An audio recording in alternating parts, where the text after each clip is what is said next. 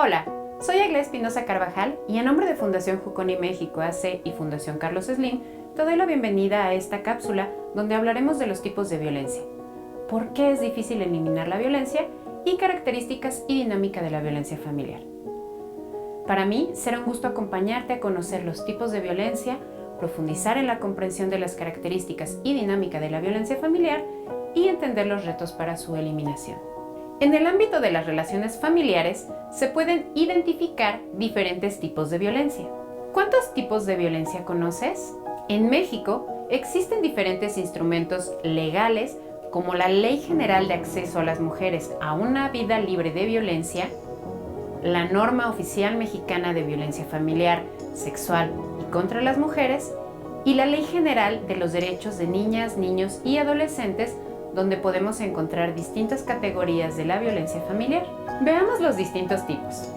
La violencia psicológica se conoce como cualquier acto u omisión que dañe la estabilidad psicológica y puede consistir en negligencia, abandono, descuido reiterado, celotipia, insultos, humillaciones, devaluación, marginación, indiferencia, infidelidad, comparaciones destructivas, rechazo, restricción a la autodeterminación y amenazas. La violencia física es cualquier acto que inflige daño no accidental usando la fuerza física o algún tipo de arma u objeto que pueda provocar o no lesiones, ya sean internas, externas o ambas. El abandono hace referencia al desamparo injustificado de una o varias personas de la familia con los que se tiene obligaciones que derivan de las disposiciones legales y que ponen en peligro la salud. La violencia patrimonial consiste en cualquier acto u omisión que afecta la supervivencia de la persona y se puede manifestar en la transformación,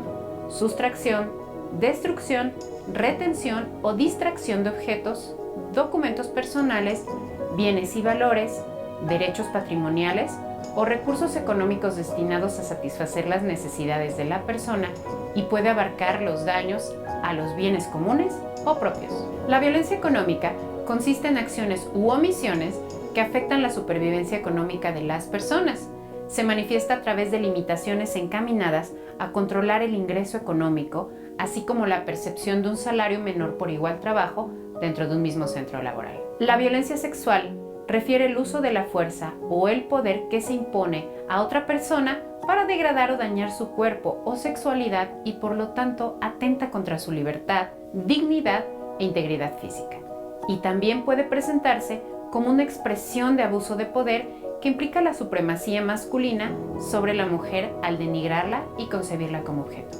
La OMS define maltrato infantil como los abusos y la desatención del que son objeto los menores de 18 años e incluye todos los tipos de maltrato físico o psicológico, abuso sexual, desatención, negligencia y explotación comercial o de otro tipo que causen o puedan causar un daño a la salud, desarrollo o dignidad del niño o ponen en peligro su supervivencia en el contexto de una relación de responsabilidad, confianza o poder. Actualmente en México, la Ley General de los Derechos de las Niñas, Niños y Adolescentes plantea que las diversas autoridades deben tomar medidas necesarias para prevenir y atender casos donde se vean afectados por descuido, negligencia, abandono, abuso físico, psicológico o sexual. ¿Te has preguntado por qué es difícil eliminar la violencia? ¿O por qué la vemos como algo tan natural? Una de las principales características de la violencia y que hace tan difícil erradicarla es el uso que se le da. Quien actúa violentamente no busca necesariamente causar un daño, aunque éste se produzca. Lo que busca es mantener una posición de poder y de dominio o lograr algo. La violencia se usa no para ver sufrir a la persona, sino para alcanzar otros objetivos. Es un medio para conseguir un fin, por ejemplo, que te obedezcan. Como hemos visto en este tema, la violencia es un fenómeno complejo que requiere estudiarse a profundidad para comprender su impacto. Veamos las características de la violencia familiar. Normalización. Cuando las cosas se aceptan como normales, naturales o cotidianas y en realidad no lo son, estamos hablando de la normalización.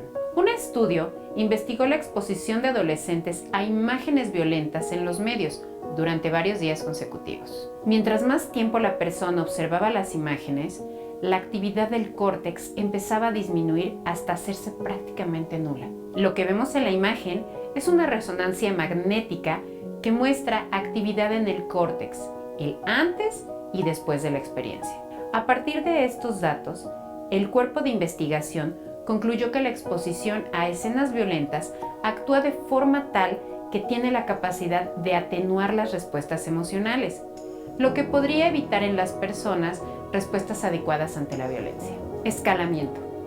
Como hemos mencionado anteriormente, cuando se logra algo a través de la violencia, existen muchas probabilidades que esto se repita. Pero también ocurre que, entre más se repite y se normalice, esta instrumentalidad baja. Es decir, se necesita ejercer mayor intensidad en los actos violentos para que siga funcionando. Este fenómeno es el escalamiento de la violencia. Quizá hemos escuchado a alguna mamá o papá decir algo como: le doy una nalgada y ya no me hace caso. Entonces, en esta lógica, lo que muchas personas hacen es incrementar la intensidad de la violencia, es decir, aumentar el número o la fuerza de las nalgadas, escalando a situaciones más violentas cada vez, haciendo que la violencia aumente paulatinamente.